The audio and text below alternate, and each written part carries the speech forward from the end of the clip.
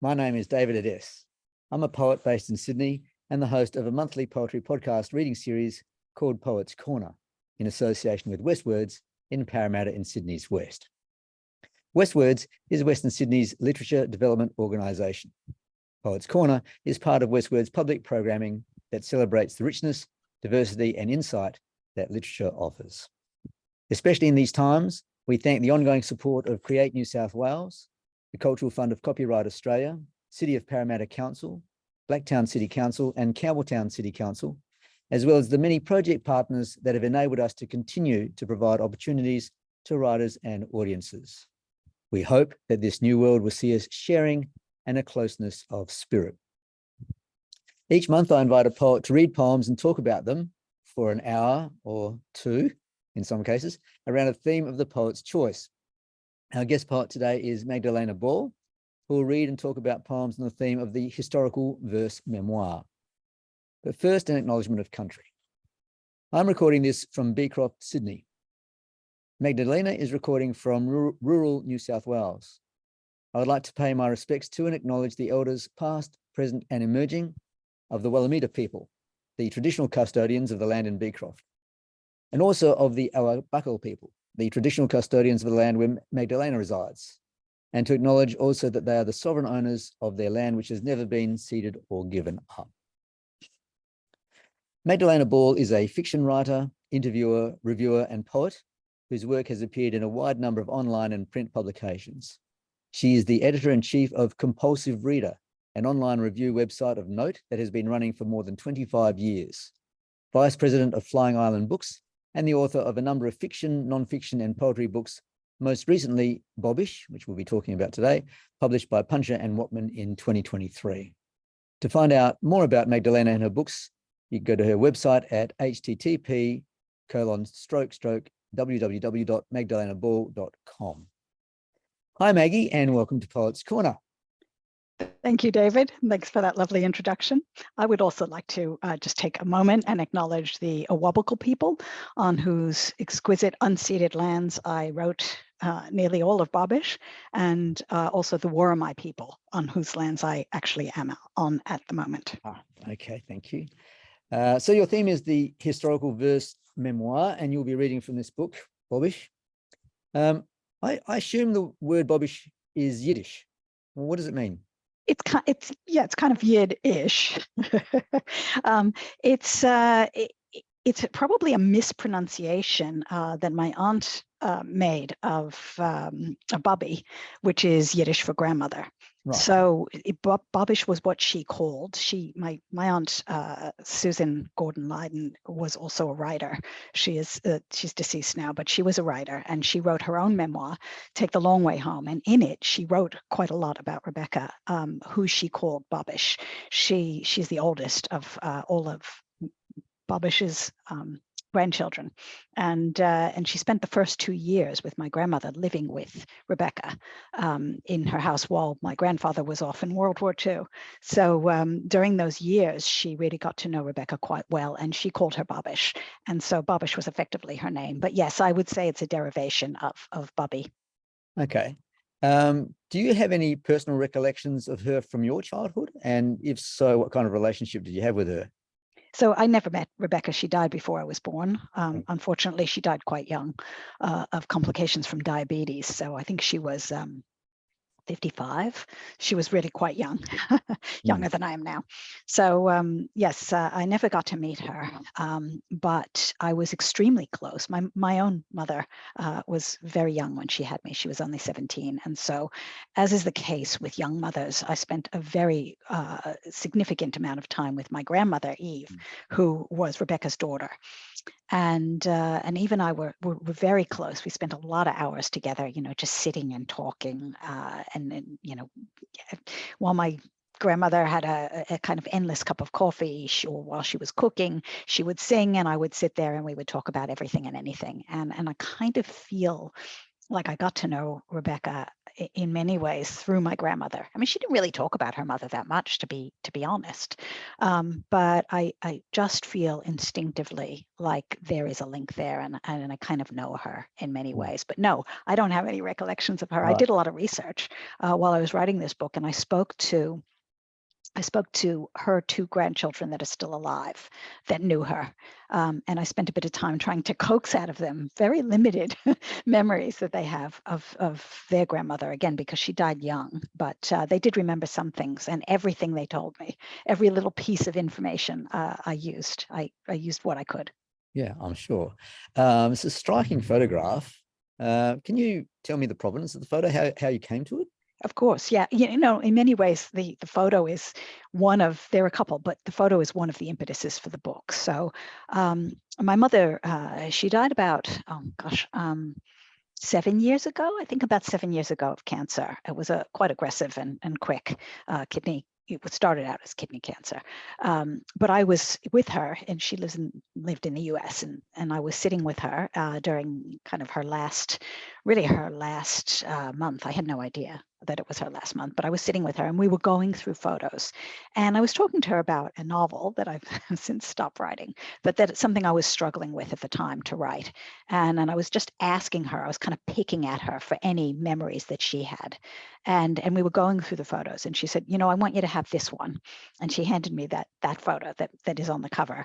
It was tiny. It's like that big. Yeah. It's a little tiny photo in a little tiny frame, and it was damaged. So there was a little bit of a watermark under the eye. And I took it. It was black and white, actually. I took the photo, and I just kept staring at that photo, staring at it and staring at it. It was drawing me in ways like, almost mystical ways. I couldn't articulate why I was so drawn to it, but I decided that I would get it fixed. And I sent it to somebody. I actually used Fiverr, and I sent it to a guy who repaired it. And while he was repairing it, which he did expertly, he decided to colorize it. And he did such a good job, as you can see. Kept it very soft and very in keeping with how an old photo would look. I love the colors that he used. I love that sort of sepia tones and the kind of natural quality that ultimately I decided, in conjunction with Ed Wright, my editor, Puncher and Watman, to make it the cover. But that photo itself was drawing me in. I almost felt like it was speaking to me. I showed it to my family, to some of my family members who were on a family chat, and I said, I don't know why, but I can't stop staring at this photo of Rebecca. And it was my cousin who said to me, that's because she looks like you. So maybe there was something there. I didn't really think about that at all until it actually occurred to me that there is some resemblance around the eyes, maybe, but also she looks like my grandmother and my mother. And, I was missing both of them terribly. And it was an interesting kind of link to get at them through her as well. And through some of the things that they carried, some of the pain that both of them carried. I'm thinking of my own ancestors. I know that so much is lost and unknown about them. I mean, your great-grandmother was born in the 1890s. How difficult was it to enter into the story of her life, given that you never met her and you were relying on fragments of people's memory and so on? It was both easy and difficult. It was difficult from a research point of view, for sure. And as you well know, a lot of the artifacts and the materials that you would find when you're doing genealogy research had been destroyed through, basically 2 world wars and also the pogroms. So, there's a whole range of historical events through the time when she was in the US, where her original family would have been from. And it was in she's from an area that's now Belarus, Grodno, where, they would have basically anything that was left would have either been burnt or destroyed. Her family would have all been killed at one point or another. Either they were killed in the pogroms, and if they weren't killed in the pogroms, they would have been killed in World War I. And if they weren't killed in World War I and managed to survive, the entire Jewish population of Grodno was taken into the woods and shot. basically by the Nazis in World War II. So nobody was there. I thought about, well, should I actually go there and try, because I really wanted to go back further than the point at which I started, which was her arrival in the US. I wanted to go back. I wanted to find out, what was her mother like? What was her father like? Where are they? Is there a grave somewhere I could visit? Is there documents I could go research? But, really, I don't think there's anything left.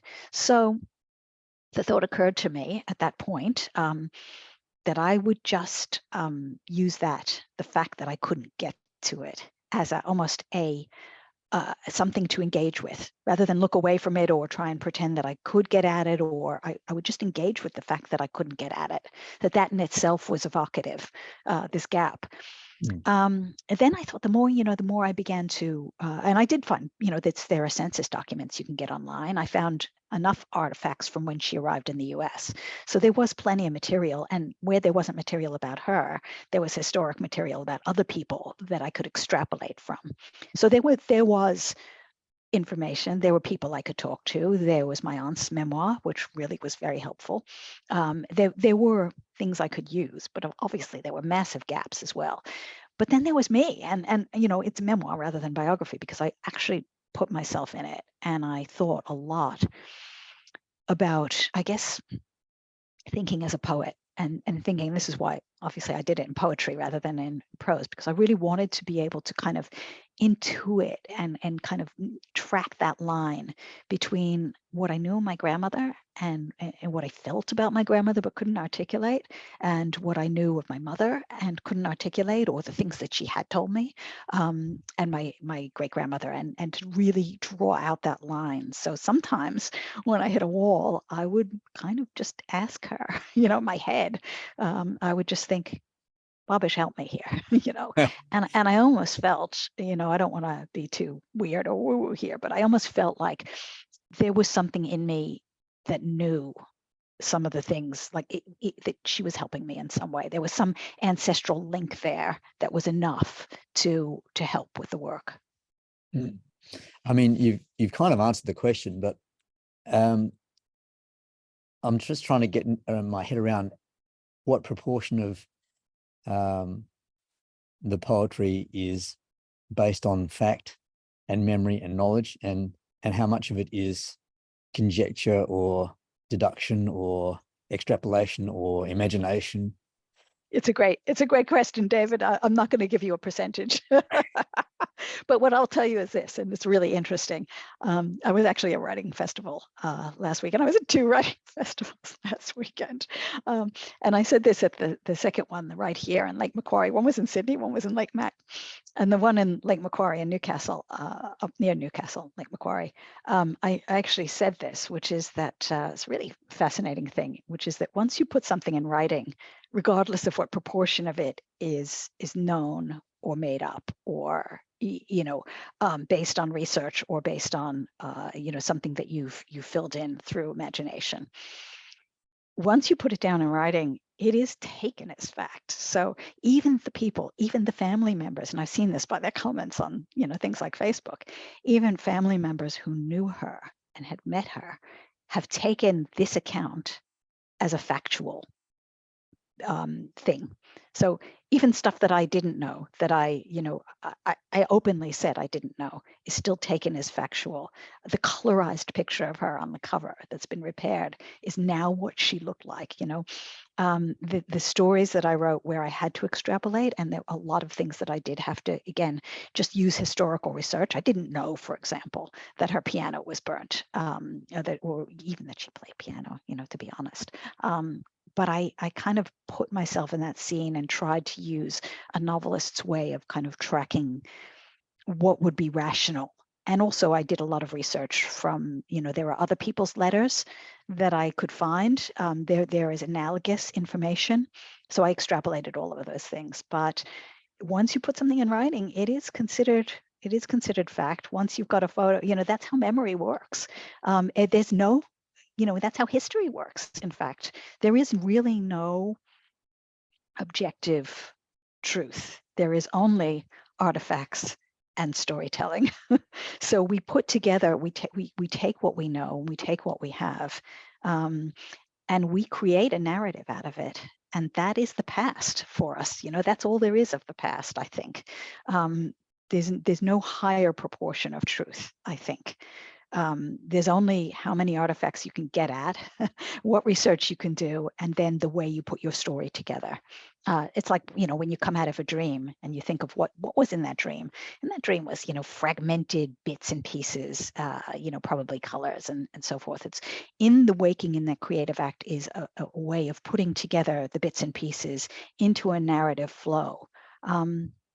That's how it works. I mean, reading it is very believable. And as a reader, you want to believe it. It's all true, whether it is or it isn't. Because, there's no other truth. Let me put it that way. Well, that's right. Well, whatever other truth there is long gone. So this is what we're left with. But it's what we're left with is something quite beautiful, however fragmented it might be. I read the book as tribute and homage. And you're talking about the connection, the thread that runs through the generations. I look at it as looking both to the past and reclaiming some of it, and also to the future, and trying to link all these threads and connections. Is it all of those things for you, and is it other things for you as well? Yes, it's all of those things and other things as well. I have always been and continue to be, and I don't know how as a writer you can't be interested in, in impacts of the climate emergency, and where we're headed as a human race and what's needed, and this whole notion of connection, which is very much aligned. I think this idea of circular time, and this is very much First Nations thinking, and it interests me deeply. And I did feel that's the other part of it that comes in there. This idea of how we can connect with our ancestors, we can connect with trauma, and use that as a portal to connecting with one another, and creating this kind of mesh of healing and support that brings into play the natural environment as well. You've mentioned that you've written this as a historical verse memoir. What prompted you to use that form? Yeah, I mean, all the things we've been talking about, really, which is that, I didn't feel that prose, that a kind of linear prose was up to what I wanted to say, the many different subtle things that I wanted to say. I felt that poetry was a much better way of really teasing out a lot of subtleties and getting at multiple truths at once. Even just looking at time, for example, as one thing that I play with, which you talked about, the past and how do you bring the past, the present, and the future together? Well, it's very, very tricky. Great novelists might be able to do it. I didn't feel I could, and I tried, believe me. I really felt that poetry was much easier for me to manage those multiple time frames, the layers of time. And bring them together. There's a poem where I'm sitting on a rock, and I literally wrote it sitting on a rock in my beautiful forest on a Wabakal country. And I sat there and I wrote this poem where I was sitting on a rock, thinking of her sitting on a rock, in her forest where she was a child, and trying to connect those threads of time as if they were, simultaneous. And there is there's a physics way of looking at time where that is viable. I can't do it in math. I'm not up to that either. But there is a way of doing that. That is one approach to time that some physics, like Carlo Rovelli, take. This notion of block universe, for example, and certainly First Nations thinking doesn't differentiate the way some Western ways of thinking about time do between past and present and future. And so I really wanted to play with that and explore that as a way of also engaging with the reverberations of trauma and how that sits. Again, we know this in our cells, for example, and epigenetically will change at a cellular level from one generation to another. So I didn't experience the pogroms, of course. I didn't experience the Holocaust. None of those major traumas, luckily, thankfully, were directly experienced by me, but my family did. And those reverberations of trauma, I could feel them in my grandmother. I could feel the sadness, even though she was a very merry, she was a classic Jewish comedian type. In fact, she was a singer and a Jewish comedian for a little while before she got married. And she brought that to bear with every interaction. She was very easy to be around and very vibrant and fun, but you could definitely feel the trauma. It was there in everything she did, and in my mother. And I could feel that so strongly, that link between, and it almost seemed to me that it originated with Rebecca's pogroms and that 14-year-old girl. So I knew it. I recognized it. I recognized it in myself, and I did not feel that I could get at that in any way with prose. It was too subtle and too complex. But you tried, didn't you? You tried other forms first. I did try other forms, and I wrote it out as nonfiction, and I wrote it out. I tried for years. In fact, I tried to write a novel, which did those things. But I just found it came so much easier, flowed so much better when I worked with poetry. I was wondering if you were inspired or guided by other historical verse memoirs. Oh, for sure, yes. I really absolutely loved Judy Johnson's book that she wrote. It's Black. God, I'm going to look it up because I don't want to get this wrong. I should have had that to hand. Judy Johnson wrote a absolutely fantastic. I don't even know if I could call it a verse novel. It was a verse memoir, but yeah, verse memoir. I'm going to give you the exact title of it. I should know it because I think we did a podcast with Judy, and I think that she read from it. Yeah, it's just superb, and I was very much inspired by that, in which she looked at her ancestors and dark convicts. Okay, dark convicts it was called. Yeah, and she had ex-slaves that came on the first fleet to Australia. She discovered that in her ancestry research, and the way she used poetry in absolutely stunning ways to engage with the past.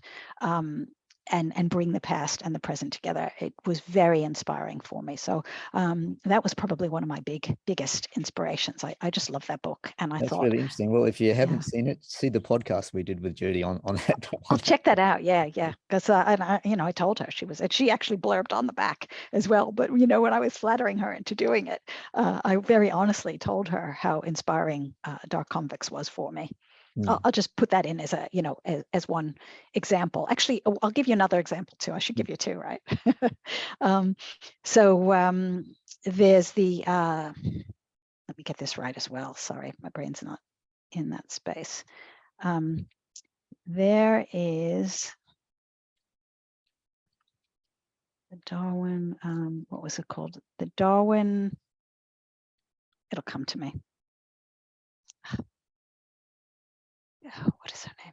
I'll come back to it. Let's keep moving so that I don't look like a complete nong. And it will pop up, and in the middle of something else, I will just tell you exactly what I was thinking of. But there is another book as well that also inspired me. Okay. All right. Shall we read some poetry? Yes, let's do that.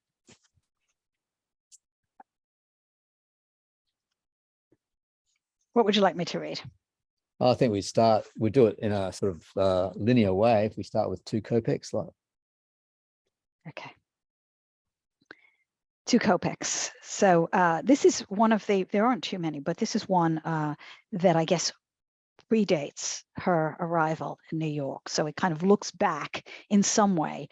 You could kind of imagine this poem taking place. Let me just contextualize and say, so Rebecca left the Pale of Settlement, which was that area in Eastern Europe, which was kind of Jews only. It covered Belarus and Russia and Lithuania, and there were a whole bunch of areas that were considered part of that Pale. She left during the pogroms at the age of 14. And I kind of imagine that this poem was her thinking about what she'd left behind while she was on that very long and arduous boat journey to the US alone at 14. 2 Copics. 7 of them, 1 room, grandparents crouched, small alcove below, broken stove, no daylight. It was not always. The winter before, heating, space, piano, nimble fingers, unscarred, played in waning light, curtains blowing, 2 Copics in her pocket for sweets. The piano burned in the first pogrom. No one wanted that music. She could no longer remember the notes. 7 hours they hid in the gap, fear pungent as rotting fruit, gunshot for hours, windows shattering, hands over the baby's mouth. They knew then they would have to go. Only how? Who stays? Who goes? Passports can take months, cost more than they have. Her grandparents would not have survived the long journey, steerage. Her parents would have to join later when she could send money, geld, order tickets. Her cousins had already gone. Promises rained onto the steamship. She could not see from where she huddled for days. She heard those words falling in her head like the sound of gunshot shattering windows. Do you know anything of her life in the Pale of Settlement? You know, I know The Fiddler on the Roof. And I read, Tevye the Milkman, which was the book that Fiddler on the Roof was based on, just to get another perspective. Shalom Aleichem was the author, right? So I really, I read a lot of, I read some different types of books as well that were set in the Pale. But, really, I could not get at anything of her life in the Pale. Nobody knew anything about it. Even my grandmother didn't know. She was born in the US. So in fact, of all the children, she was born. Yeah, I mean, all of them, obviously, when my great grandmother came at 14, she had no children. So all the children were born in the US. No, I didn't know anything of her life, but there are accounts. And so I read the accounts, I did the research, and I had to simply imagine from what I knew to what it would have been like. And I imagine that those experiences were not dissimilar from one person to another. So I don't think it would have been hard to necessarily extrapolate from one person's letters. And there are some beautiful, really powerful, I have a list of references in the back. But there are some really powerful pieces of information that you can access through archives that describe some people's experiences. And I just had to work with that. And that's definitely another reason why I used verse. I felt much more comfortable getting at that kind of level of feeling without feeling like it was, in some way taking somebody else's experience. I felt I could do it much more carefully and thoughtfully using verse than I would have had I been trying to work with prose. There's a suggestion in the book and one of the other poems towards the end that she basically kept everything hidden to herself. Was that something that your grandmother sort of conveyed to you, that that your great grandmother didn't want to talk about any of this stuff? Yeah, absolutely. Nobody talked about it. Can I just interrupt myself here to say that, yes, it did pop into my head. So Emily Ballou, the Darwin Poems, which is the other inspiration that I had. So I'll come back to your question, which is an excellent question. But Emily Ballou, and I actually interviewed Emily about the Darwin Poems, did a lot of research on Darwin, and particularly some of when Darwin was in Australia, period, and also engaged with Charles Darwin and his time through a verse engagement with his diaries, and I also found that incredibly just engaging and powerful, and the way in which that engagement happened, it was almost like verse became a kind of portal and made it much easier to kind of enter the mental space. So sorry, I didn't have it at the tip of my tongue, and now I do. Of course, that's how these things work. So getting back to your question, yes, nobody wanted to talk about it. They came to the New World, and they wanted to leave that traumatic past behind. Not like certainly not like my family today. Americans, we want to engage with, there's a lot of therapy going on in my family, at least. And if you grow up in New York, as I did, therapy is not considered something that's shameful. In fact, everybody's got a therapist. it's just par for the course. So, you know, my immediate family, we are really comfortable talking about trauma. But, Yeah, well, you know, and our Australians could issues. learn a bit about that, couldn't they? Yeah, for sure. That's definitely in the environment I grew up in. But my grandmother, no, she's kind of the previous generation. My grandfather, no. My grandfather, who was, you know, he was in France during World War II. In fact, he was in the D-Day landings. He's not Rebecca's child. You know, he has his own trauma on his side. Maybe that's the next book. But and you know, there was a lot of Holocaust trauma in that family. But nevertheless, he was in World War II in France during the D-Day landings, and we know that he was very severely traumatized there. He never said one word about it, never talked about it. My grandmother never talked about what it was like growing up with Rebecca. You know, but she would sing me songs in Yiddish that hinted at those traumas, and everything was in those songs. You know, not necessarily again, I'll keep coming back to that question, why poetry?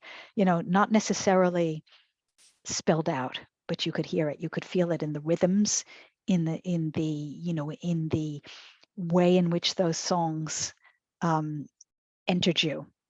You could hear the trauma, you could hear it, but it was transformative in a way. You know, it was terrible, but it was also beautiful, and it was possible to enter that space through a non-linguistic route. And I do feel that poetry, it's not just linguistic. You know, there's the rhythms on the page, there's the sound, there's the, you know, in that last poem, I read it, I tried to read it the way it's structured on the page, which is with a lot of staccato. Yes. There are spaces, and so, you know, that rhythm in itself kind of, it has a meaning to it that is not just the words and their semantics, but something happens in those rhythms and in those sounds and the sonic nature of the poems. And so I feel that poetry is kind of, you know, has a musical element to it, which I also wanted to use. I mean, also the way the poems are spaced out across the page. You mentioned something about how you were sort of quite interested in trying to convey the emotional component in this work, and in this particular poem, you know, the fear is pungent, and I guess that's where it starts. It starts with the fear that you entered in order to write this poem. You entered the fear that a child must have had, you know, when the Cossacks are coming to knock down the doors and so on. Did you have to do a lot of research about that, or is it really more kind of like intergenerational trauma that you've hinted at, that you've sort of you kind of knew innately already? Both. So, you know, I did a lot of research. I really wanted to make sure, given how little I could get at of what actually Rebecca went through, I wanted to make sure that I was still approaching this with, I guess, some knowledge of what actually happened to people. Like, I didn't want to make up bad things. You know, I wanted to make sure that even if it wasn't necessarily her experience, that it must have been, but even if it wasn't, I wanted to make sure that I was getting at the kind of types of experiences that people actually talked about. And as I say, I did find that, you know, there were people who wrote about their experiences, who conveyed them in letters. There were letters that were out there that I could find in archives. So I really did want to be true to the history of the thing. But by the same token, I was surprised, David. I wasn't expecting to recognize so much, but I did recognize things. I felt that this was something, you know, not knowing what happened doesn't mean it didn't happen, or that you're not carrying it in some way. And you know, I know that children of Holocaust victims, you know, their parents often don't talk about the things that happen to them, but that doesn't make it less of a trauma to you. You know, you intuit these things as a person, and your cells kind of know, and my cells knew. And it's actually healing in many ways. It's hard, you know, to face down that fear, but by the same token, engaging with it in such a direct way, almost putting sunlight on it, has a kind of, I think, a healing. I won't say cathartic, but it doesn't make it not happen, but it does help with the healing to make it less dark. I was struck in this poem, and really in all the poems actually throughout the book, at all the small details that scaffold the story. That you've and paint the picture, that you've sort of got these details probably from your research. And, you know, the visual sort of imagery of, you know, the grandparents crouched, the broken stove, the two Copics in her pocket, hiding in the gap, the window shattering, the hands over the baby's mouth. So many of these sort of images. It almost feels as if, as a reader, we are in this room with the family. So I was really intrigued about all these small details. How difficult was it for you to identify the details that you needed to insert in the poems, and choose which ones you would keep in and which ones you would leave out? It just, you know, again, I guess that's the writer's imagination. You know, I kind of put myself in the situation and tried to take myself there and imagine what it would be like and what I would notice and, you know, what the room would be like. But also a lot of those details did come out of my research. So it wasn't that difficult to go there. The lines halfway through the poem, they knew then they would have to go, only how, who stays, who goes. That they very succinctly capture the dilemma faced in such situations, the familial anguish and turmoil as really a way of life, and all the lives in it are upended. And I gather from what we've already discussed that anguish has been transmitted to you.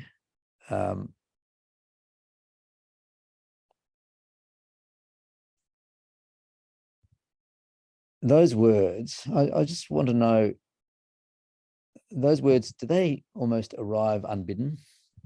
Sometimes, yeah. Sometimes they arrive unbidden. You know, I did feel, again, you know, this work, more than anything I've ever written, I felt that there was some kind of like underlying charge that was driving me forward. You know, I felt very absorbed in the story. I felt as though I really could feel like I was in that situation, or I could get under her skin. I understood the woman she was. Maybe she was nothing like that. maybe I just created this, but I don't feel like that's true. You know, again, I was so close to my grandmother, so close to my mother. You know, in many ways, we were. I feel like the three of us form a line, and that line extended very naturally to Rebecca. As part of that kind of DNA link. And I almost felt it was kind of coming down, coming down to me via that DNA telephone line, right? I wonder what would have happened if your mum had never shown you that photo. I don't know. I don't know, David. Yeah. It's amazing though, how these photos really, you know, how a picture like that can draw you in and continue to talk to you in that way. I'm trying to get my head around how the choice was made that she was going to be the one to go, you know, and how, as a frail, small 14-year-old, she was actually able to bring herself to do it, to tear herself away from that family. You know, those kinds of questions are the types of things that kind of, you know, push you to write, right? Like those, it's almost unfathomable. And so because you think, how, you know, how do we make these decisions? How does it happen that I'm here today, right? As a result of those things, because it's very tangible. You know, had she not done that, she would have been killed, and I wouldn't be here. You know, it's a whole line of people that rely on decision A versus decision B, right? That's the wonder that makes you sit down with your pen and go, I've got to delve into this. You know, I can't let that go. It's too good. It's the material's too engaging to me. It's too much a part of who I am. And also, why poetry again? Because again, there's no easy answer. I can't go, there's a cause and effect here. It was natural that she would be the one to go. These are hard, complex decisions, and even the guilt of being the one who survives would have been, part of that story, part of what she would have carried into her new life. And poetry really is about exploring the questions. It's not about answers so much. Exactly. I didn't have to come up with the answers. I didn't have to tell you, why it was this happened. It didn't have to resolve. You could lean into the not knowing and make it work. All right. Shall we read another poem? Sure, absolutely. Okay.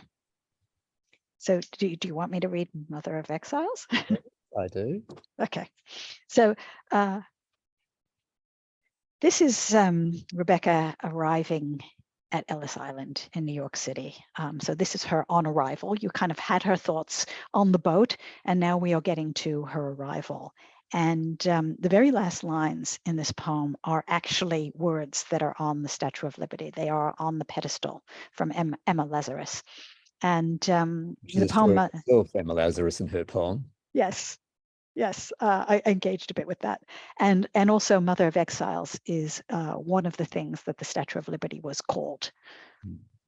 So it is a reference to the Statue of Liberty, which is, of course, what most migrants coming into New York City will see for the first time. It has a kind of enormous symbolic impact on people arriving. She closed one eye and breathed in, swapped to the other, wiping the crusts with dirty fingers, then drew back. The air was fetid, but a tiny breath like hope filtered in as the steerage doors opened. She didn't know what to expect, though there were 1,000 lines in her head, 1,000 images she'd taken to bed with her every night while she listened, awake and asleep, and neither, for horse hoofs, fists against the door, her mother's high-pitched wail.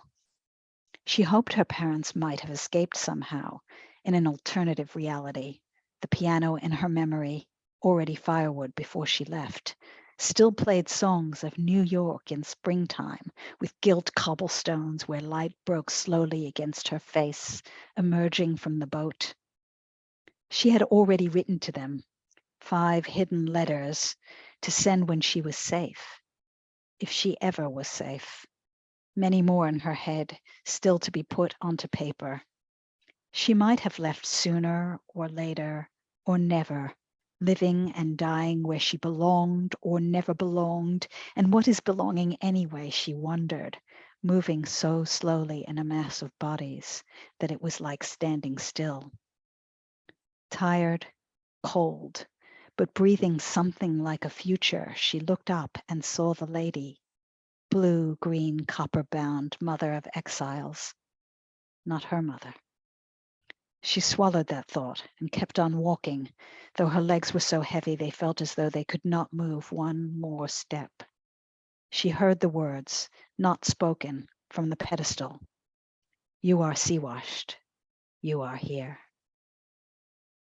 So I know you never met her, and I'm going to keep sort of probing along here with sort of questions about this because, I'm intrigued, of course.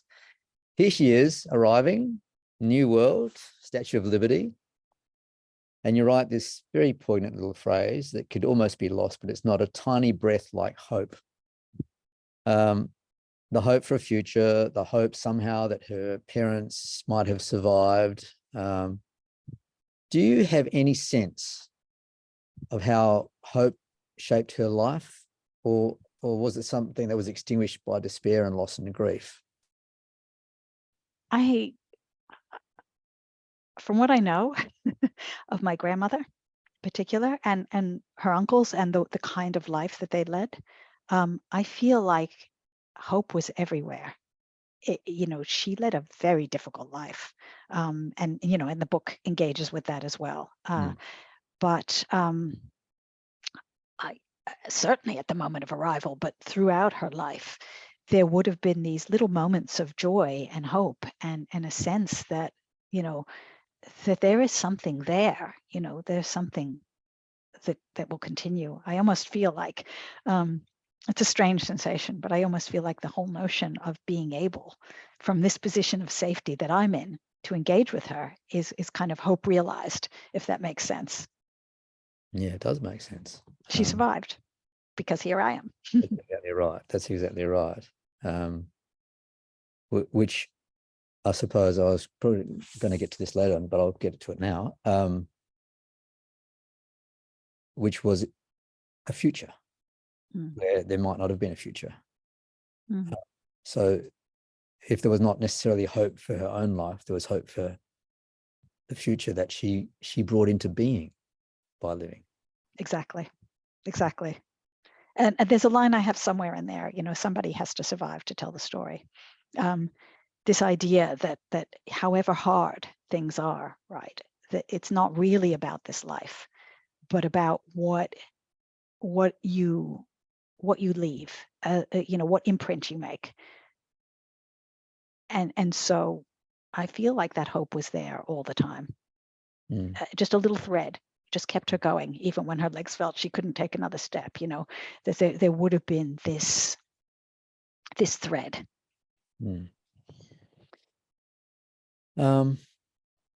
Also, there's a magic thing here. So I grew up.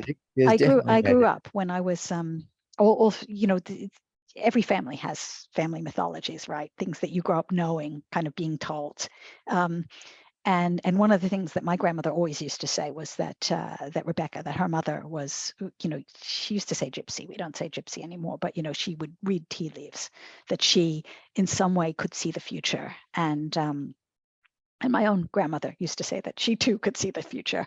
I didn't end up on stage with Dustin Hoffman, so I'm not sure that she actually could see the future. But so it's one of the things she told me she foresaw. Well, there's still time, right? There's still time. Yeah. But nevertheless, there was this sense that of a kind of prescience, and I guess that prescience was almost also a kind of hope, that she could in some way imagine through her vision, through her prescience, that something was going to survive regardless of what happened to her. This poem and the book as a whole convey a great sense of tearing and rupture, the childhood trauma of leaving the world that she has to carry through her life, and that never leaves her. The images that she must have taken to bed each night, the horse hooves, fists against the door, mother's high-pitched wail that you mentioned in this poem. Were they things that were ever spoken about? It's funny, not by my grandmother, but the other side of the family, there was very much a thing about horse hoofs. So maybe that's where I pulled it in from. Obviously this 100% Ashkenazi, and there's trauma all over the place. I only looked in one corner. But on the other side of the family, my great-grandmother, my grandfather's mother, would often talk about how she hated horses. And again, it was one of those, I don't even know where I heard it, but it's one of those family mythologies, that she hated horses because they made her think of Cossacks. And all of the horrors that were experienced through the pogroms. That were not spoken about, but that kind of, in a synecdoche, right, like a poetic kind of reference from the horse hoofs to the Cossack, to the trauma, there was a link there. So the horse hoofs became a kind of, a reference to that experience. And yes, she hated horses, hated the sound of them. And then my grandfather went, became a horse rider. So, it was part of that kind of family mythology. But yeah, I locked into that. I did that a fair bit. Yeah, actually, there's more information about my grandfather's side of the family, even though they also came from the Pale. So it was possible that I did actually extrapolate from one side of the family to the other side of the family, and I was able to use some of the information from that in that way. I also knew her. Yeah, I knew my great-grandmother on my grandfather's side. I didn't know Rebecca, but I knew the other side. Right. There's a line here when she was safe, if she was ever safe. And I was thinking that reading that was a little bit like a gut punch. This notion of safety. I'm an Australian white male, so I feel pretty safe most of the time. But this notion of safety, that you have to feel unsafe for your whole life almost. Do you know if she ever did reach a point where she felt safe? I doubt it. Yeah. That's another thing that I guess is, was a kind of endemic part of my household, this notion of not being safe. Maybe because I grew up, a very child of a very young mother in New York City, and a fairly rough area where when I was very young, my mother had a lot of neuroses, which only got stronger as she got older. So, the whole notion of safety was very much a part of kind of the DNA. And maybe it's a Jewish thing. I don't know. I don't feel like I'm alone in this, but the idea of feeling safe is really a key part of family life to me. Is all I've wanted to do was to create a safe world. And in many ways, engaging, the reason why I felt compelled to engage with Rebecca's story was that I do finally feel safe enough to look into those spaces. I feel like it was my job to do this because I am safe. And so I was able to engage and open up with and heal that trauma by virtue of my safety. And my mother was not. She was, of course she was, but she didn't feel it. She never felt safe. Never. Her whole life, she never felt safe. Not for 1 second. So if my mother didn't feel safe, Rebecca wouldn't have felt safe. Again, I could extrapolate that. Yeah. That notion of what does it mean to be safe? It's a charged word, can mean many things. But what does it mean to actually go, I'm all right. I'm all right. Glad to hear it. Yeah. But it's taken me a long time. Yeah. Really, to actually get to a level of maturity where I can look around and go, it's okay. You can relax. You're fine. You're lucky. Everything's good. It's not surprising that she had a sense of displacement that stayed with her throughout her life. There must have been a kind of endless self-questioning, like, did I do the right thing? Should I have stayed instead of left? Exactly. Yeah. And you capture this in the lines, she might have left sooner or later, or never, living and dying where she belonged or never belonged. And what is belonging anyway, she wondered. I take it then that she never really came to feel at ease in the world that she came to. And she never really felt that she belonged. She was always haunted, really, by and immersed in the shadow of the world she left behind. Yeah, look, even in the Pale, even where she came from.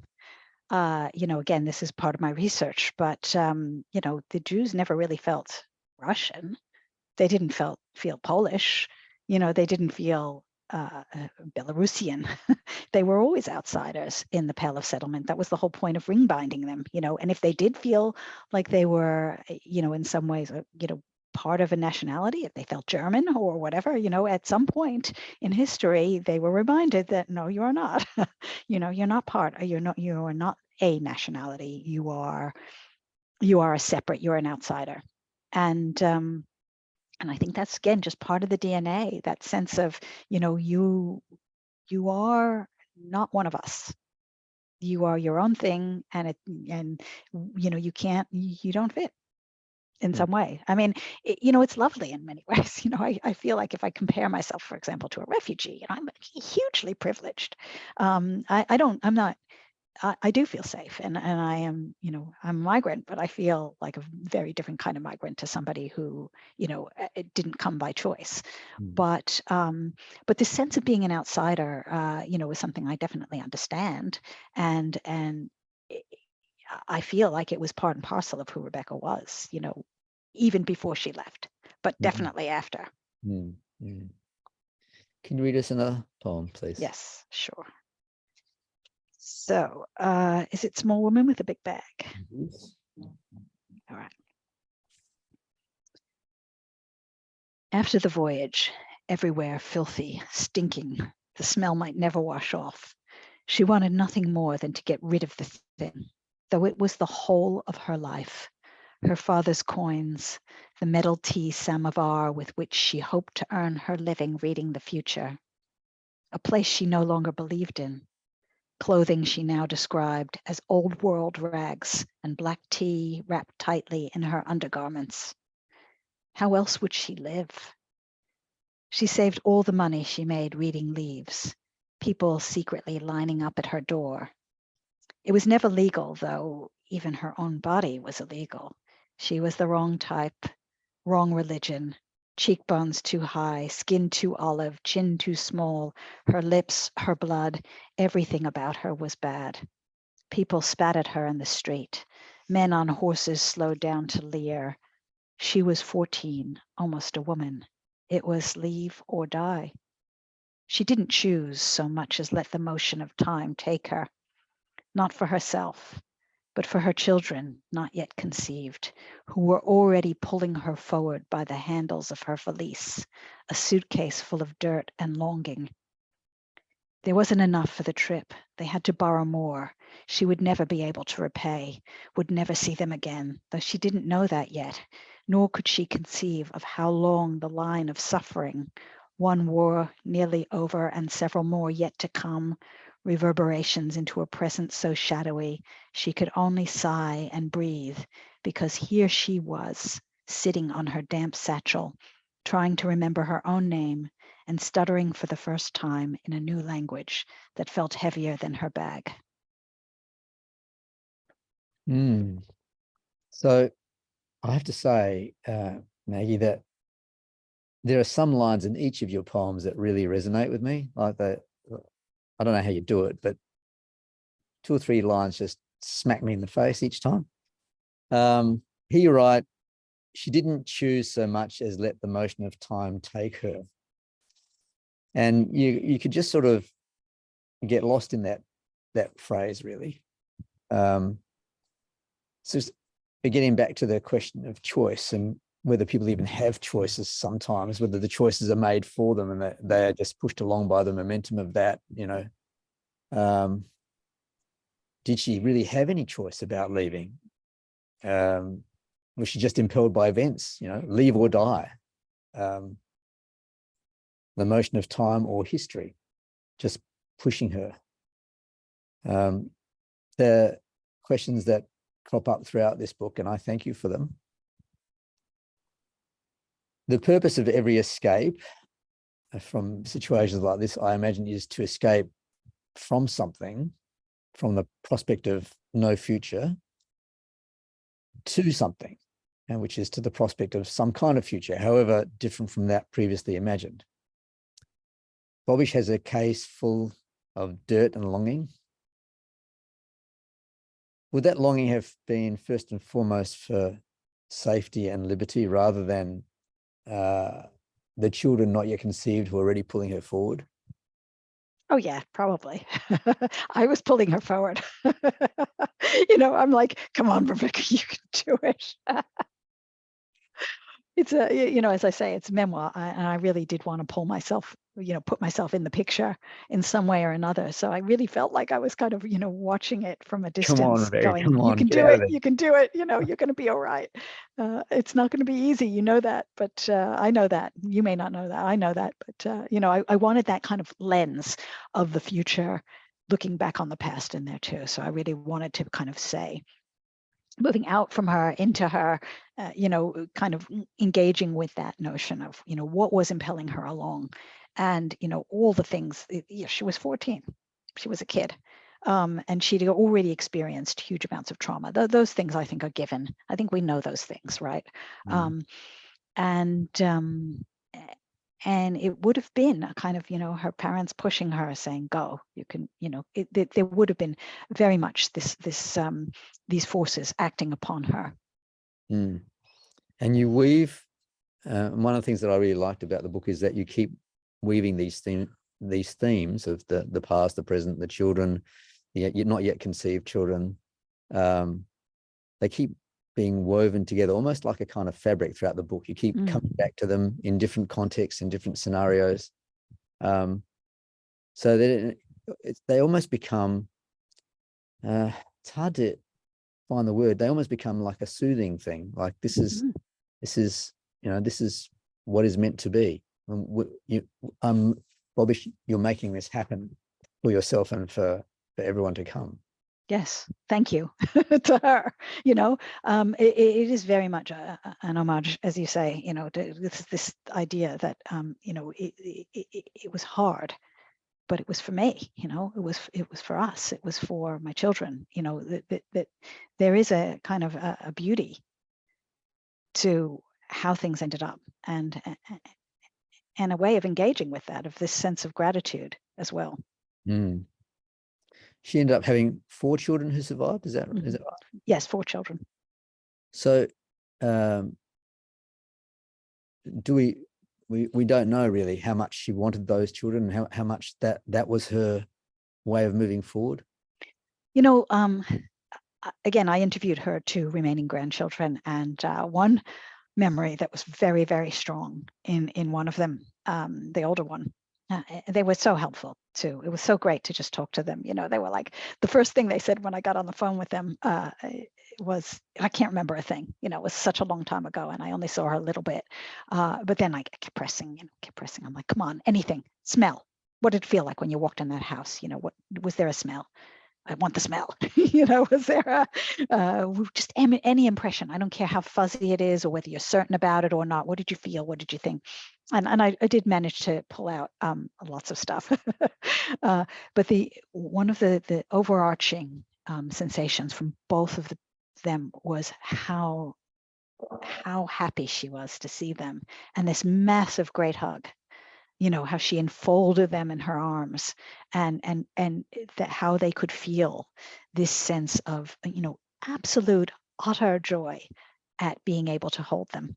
And I could feel that so strongly. That came through in both of those interviews, from 2 separate people, very different people.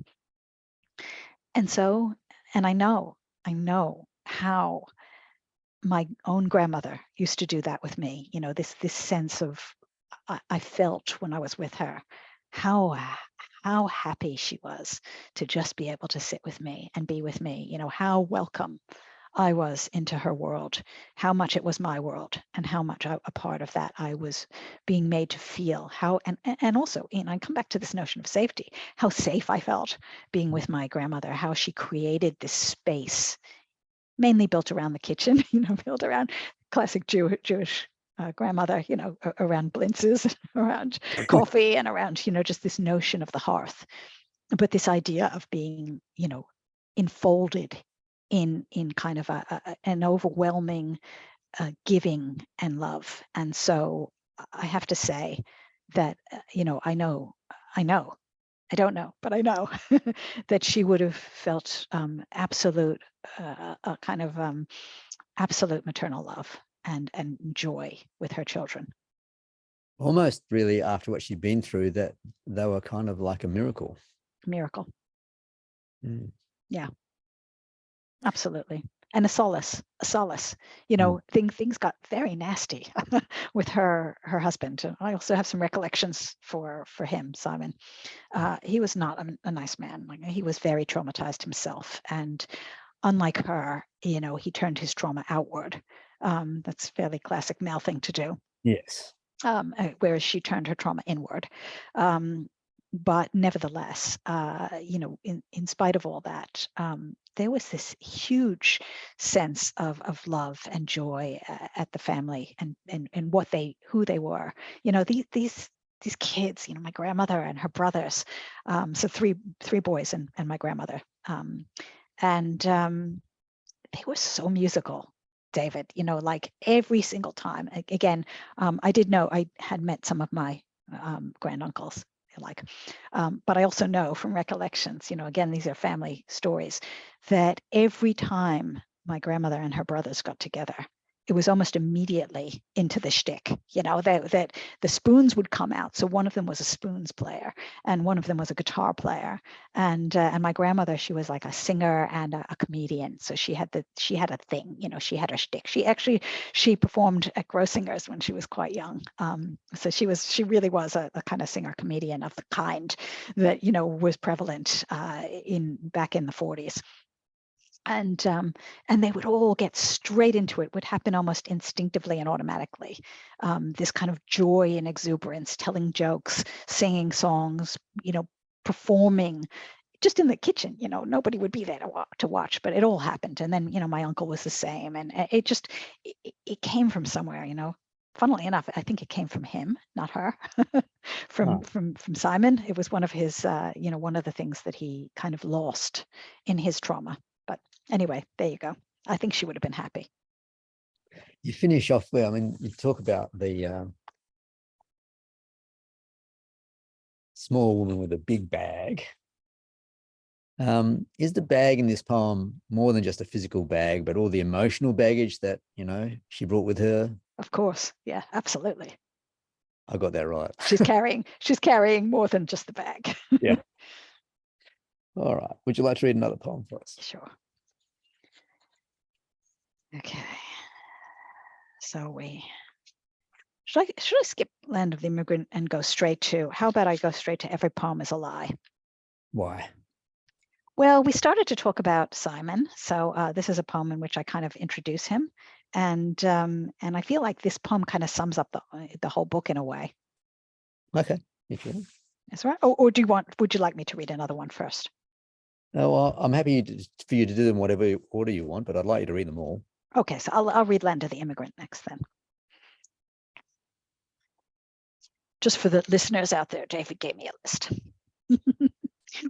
Okay. We worked it out together.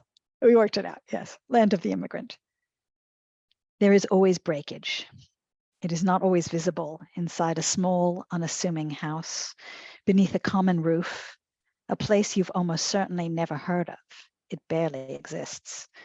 She folded her story into fabric, grated it into potato latkes, spoke softly, a girlish voice in a language you almost certainly wouldn't recognize, though it does exist, seeping in through the cracks in time. Does this story need to be told? She's reading it again for the third time, crying into cracked eggs, rocking slightly with fear and love, her small body leaning against the stovetop. Should we let her sleep?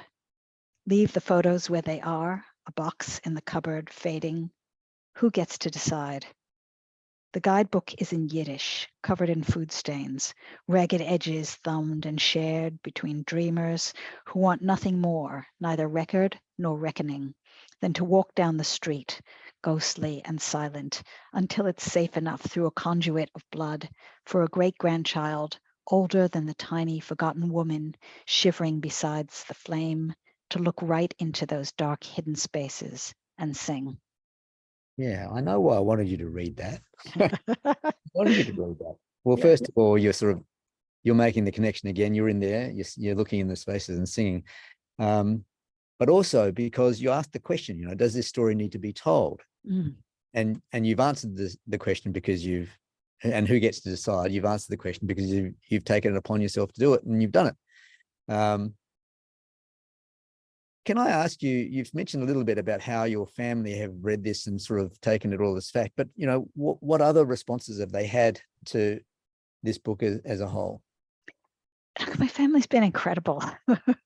They've been so supportive. I mean, I did a lot of research through my family. So I contacted a lot of them, my aunt, my uncle. I spoke to them a lot about this book. Neither my aunt and uncle, my remaining living aunt and uncle. So my aunt Susan, who wrote the book, her memoir, Take the Long Way Home, who also wrote about Babish, she's not alive anymore. But my aunt Sheila and my uncle Ricky, I'm very close to both of them as well. So these are my mother's siblings and also Rebecca's grandchildren. And we we spoke a lot about the book as I was writing it. I'd ask them. I asked them questions. I'd, send things to them. I'd send poems. My Uncle Ricky's always been very, very much a supporter of my poetry. And, he likes to claim that he's responsible for my interest in poetry. He says, because he was 10 when I was born. So he says he breathed poetry into me. He'd come and whisper poems in my ear when I was a baby. So I shared all of this. He's a composer as well. And I shared all of this stuff with him. And in fact, he's written about Rebecca and written about the family as well in his opera. He's written operas about them. So all of this, I worked very closely with them, and they were supportive all along the way. After the book was published, I sent copies, and this was such a moving thing for me. It just made me so happy. It was worth the every other accolade is icing on the cake, but just to have them do this, they took the book, my uncle and my aunt, and they were together. They were my uncle was visiting my aunt.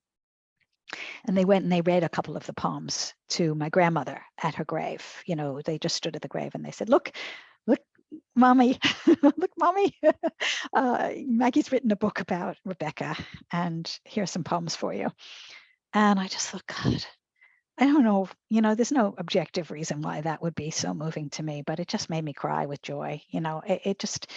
It's everything. I just felt so connected. I love my grandmother so much, and she's so much a part of who I am, and so deep in the fabric of me. Again, she, I spent so much time with her. She always sang songs in Yiddish to me. I felt like she's in this book. I have a poem for her, Eva Storm Girl. So she's in this book too, and so my family is very much a part of this. The opening line here is, there is always breakage.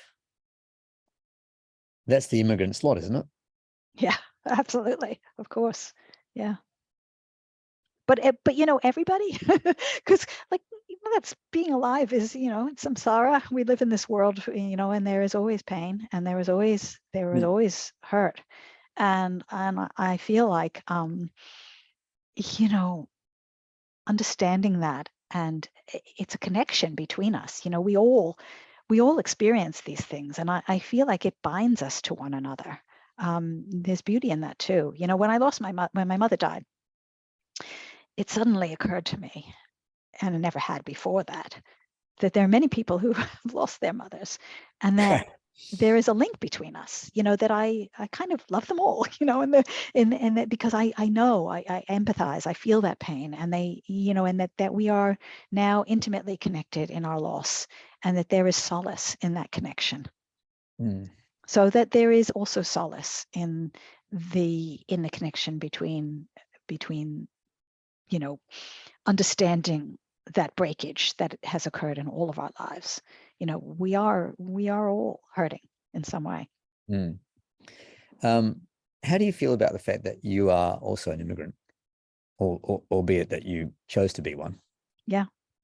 Look, it's a link. It's it's a link I can't look away from. Is also part of what I was thinking about. And yes, I chose to be an immigrant. I left willingly. I arrived in a position of safety. I didn't run. I'm able to go back. There are all sorts of things that are really wonderful. But by the same token, I will never go back to live. I have adopted a new country, right?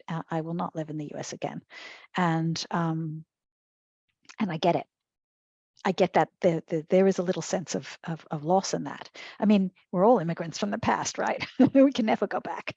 I talk about that too. But having said that, I do feel in some ways that there is also a loss in and an understanding as well, an empathy with what it means to leave the country you were brought up in and make a new place home. You mentioned that your mother showed you this photograph of Bobbish, in the weeks before she died. Did she know before she died that you were wanting to write about that? I think so. Yeah, we spoke about it. So I did say, that I'd been working on this novel. It was a novel. I'd been working on it for years, and I just couldn't find a way to make it work structurally. I had passages that I felt, I liked, but I just kept hitting walls structurally, and I did talk to her about that. And we talked a lot about, just writing and engaging with the past. And, honestly, I was just asking her a lot of questions. I just was really interested, even outside of the home, wanting to write something. I mean, she did know that I wanted to engage in some way. She didn't know it was going to be about Rebecca, but I also knew, she had issues with Simon herself. Like, we don't know what actually happened, but she claimed that he hurt her in some way. I knew she felt very badly about him. With Simon is the fish smoker in the book, so he was Rebecca's husband, and he was also my mother's antagonist. Let me put it that way. And so I kind of felt in some ways that there was some part of her. Again, she was very young when she had me, so we kind of grew up together. I really felt very close to her in many ways, in a very different way to how I was close to my grandmother. My grandmother looked after me. My mother needed more than my grandmother, so I in some ways looked after my mother. So it was a very different kind of relationship, but I also felt very intimately linked with her. And we had a way of communicating with each other. And I felt that there was some part of her that was asking me to engage with this trauma. And that was part of why she gave me the picture. It was an unspoken question, help me here, get at this. And so I wanted to forgive him on her behalf as well. I felt I had to do that. I didn't know that's what I was doing. A lot of it was I was being guided by instinct, but I really felt that was one of my jobs in engaging with this book, was to also engage with the fish smoker, find him and forgive him. Did any of the novel get into the verse memoir? Oh yeah, lots of it, bits and pieces. Yeah. It's very different, kind of but handy to have had that sort of all that sort of stuff there to draw on. Yeah, for sure. I had a lot of material already and research that I'd done for the novel that I was able to make use of. But also I was guided by a kind of, even before I started actually writing Babish, I was guided by a kind of obsession to know what I could find on Ancestry, really like do that ancestry kind of research. And I was sucked more and more into it. I couldn't stop. But, actually began, my daughter asked me, she was doing her HSC in history, she did ancient and modern. And in the modern history, she was getting very involved in that period, kind of the early 20th century in Russia and in the Russian Revolution. And, she asked me the question at one point, oh, you've been doing this ancestry research, I spoke to her about it as well. My daughter and I also, I'm close with all my children. My daughter and I were talking, and she said, was Rebecca alive during the time of, Tsar Nicholas?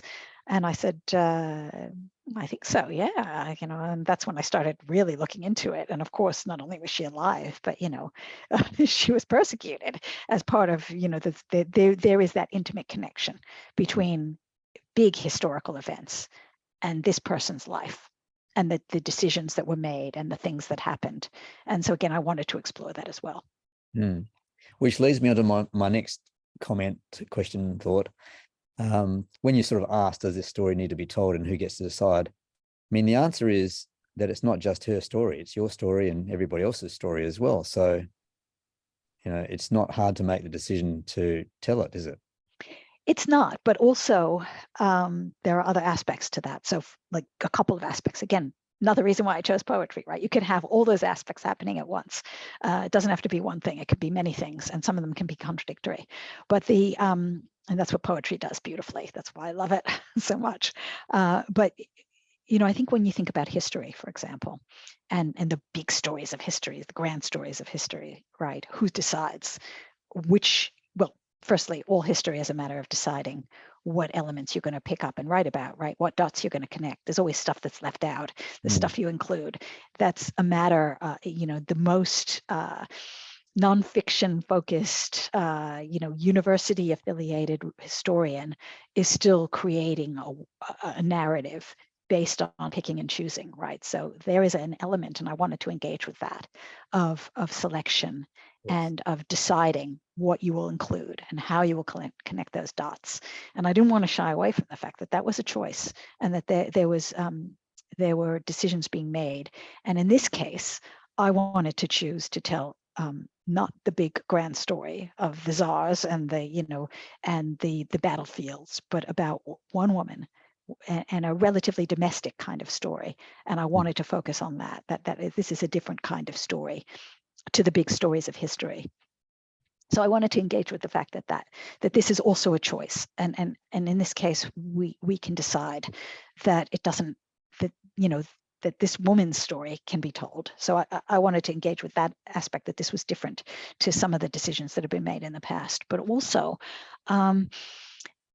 I really wanted to engage with the fact that there is a little bit of a violence that you're doing when you're telling somebody's story. Like, you're also, as you mentioned, engaging with other people's stories, that you're kind of stepping over and being roughshod with the many stories that are inherent in one story. So yes, it's my story. Yes, it's Rebecca's story. It's many people's story.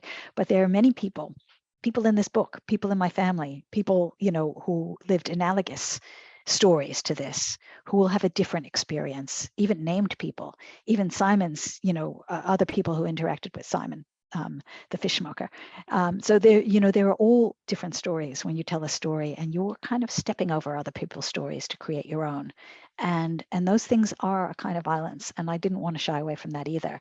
There's a book that's been written about my family. It's called Home Fires. It's been written by Donald Katz some years ago. It's actually it's nonfiction.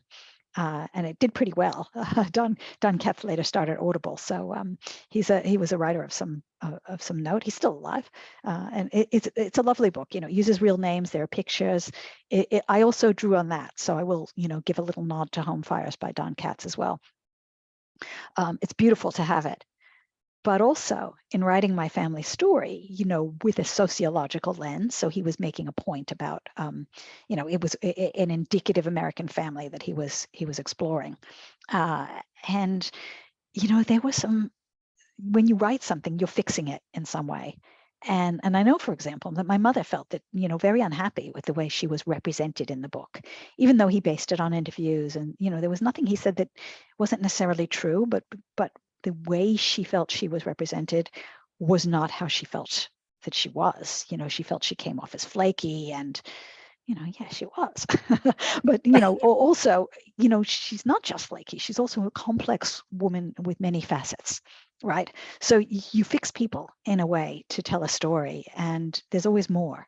There's always more. There's always more. And, and I said to her, you tell your own story then. She didn't, but maybe I did. So, in many ways, I also wanted to engage with the fact that, I was picking and choosing. But it's done with tenderness and with love, isn't it? I mean, it's not. That was what I was aiming for sure. I really wanted very much to approach it with sensitivity and the love that I felt. Throughout this book, one of the motifs is her reading of tea leaves, and for other people. I don't know if she read them for herself and divined her own future at all, but I'm wondering if you feel as if you have kind of read the tea leaves in reverse, divined the past by reading the few clues of her that you've been able to find, and reimagining and restoring her in a way. Oh, yes, that's brilliant. Thank you. Yes, of course. Yeah. Nobody said that yet. So thank you for pointing that out. Yes, that's a beautiful correspondence. Yeah, for sure. That is what I have done, for sure. Cool. And you've already answered this question, but just in case you want to add anything to it, the two questions I have, do you feel something of Bobbish in yourself, and how important is the thread of connection to you, and how does it manifest?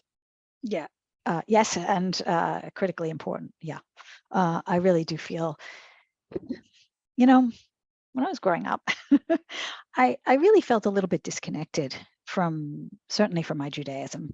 And now, I don't even have I don't even have a Jewish last name, and certainly never had a Jewish first name. So I don't have those cultural markers that tag me. I did have them growing up. My maiden name Shapiro, so it is quite a Jewish name, although it didn't go with Magdalena. My other great grandmother was pretty. She didn't like Magdalena at all. She's like, "What is this Catholic name? I'm not even going to call you by it." But there you go. I've always had it. So, I almost feel like by discovering Bobbish and writing this story, I've kind of discovered a part of myself that I needed to discover. It feels very, very right that I have made this connection. For me, it feels very healing and important. I feel like she is very much a part of who I am, and that it has been really nourishing for me to do this. Okay, would you like to now read us Every Poem is a Lie? Sure. Okay. So yeah, this poem does encapsulate a lot of the themes, a lot of the things we've been talking about. You've been touching on it, all of it. So thank you. And I'll just go a little bit more deeply into it, and also introduce the fishmonger, who we have talked about. There is no dissembling here. No truth to be verified in a court of what did and didn't take place. There is only desire. This is where it begins. It may be that all there is to know has already been uncovered, and there is only conjecture from here on in. So why not go straight to where it hurts? Where it hurts is the point of entry, a wormhole. There is no such thing as time. We talk of passing, cause and effect, tag something as a beginning arbitrarily. We cannot live unbounded. And so, 1. Arrival.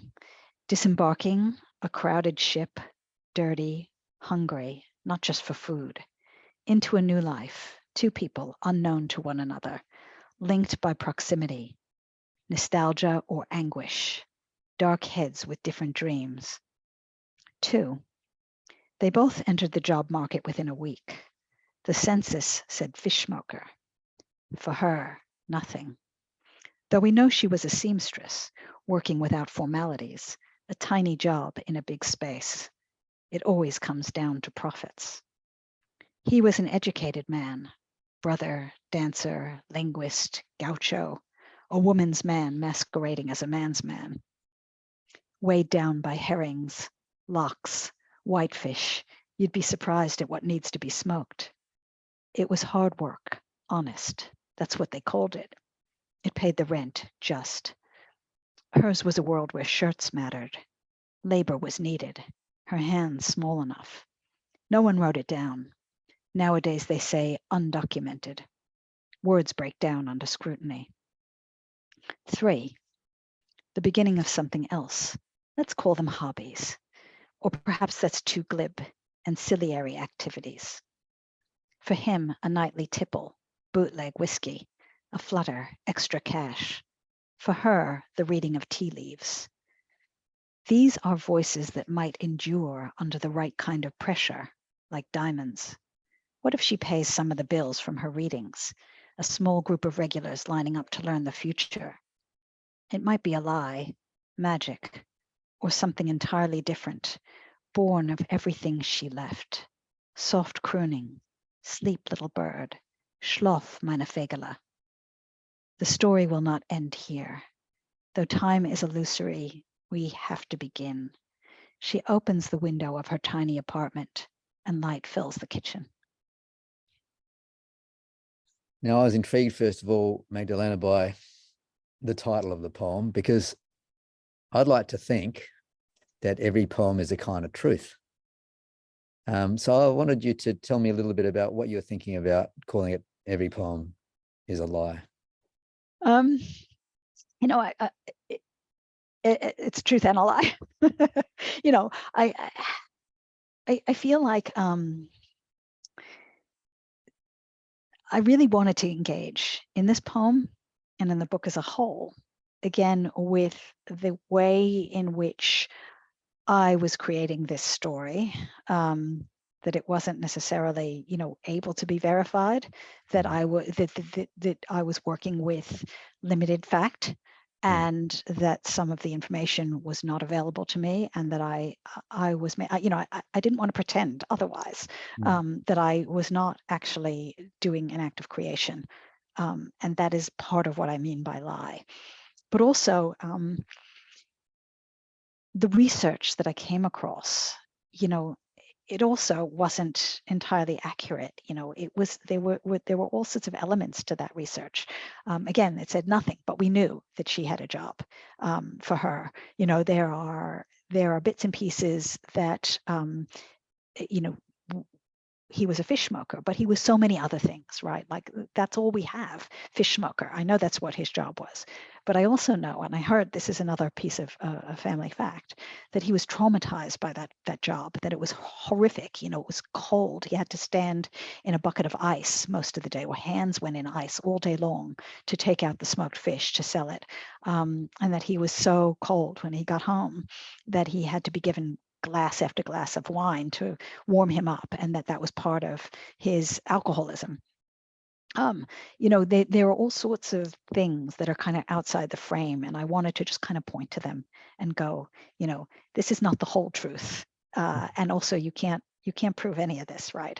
So those are the things I was touching on with the notion of a lie, but also even the notion of time, as I, engage with it in this poem, is a kind of a lie. It's an invention. When I say lie, I mean an invention, but also it's a bit of a joke, because yes, of course, all I wanted was the truth. I wanted to get at some deeper truth in some ways than fact.